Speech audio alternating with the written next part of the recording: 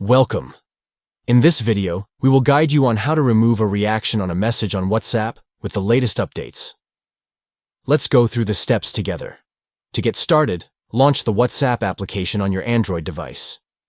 Locate the WhatsApp icon on your home screen or in the app drawer and tap on it to open the app.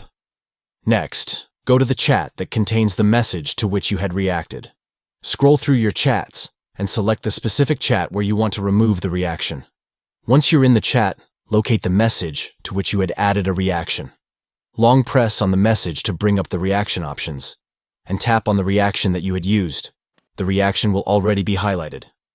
By following these steps, you can easily remove a reaction on a message on WhatsApp using your Android device.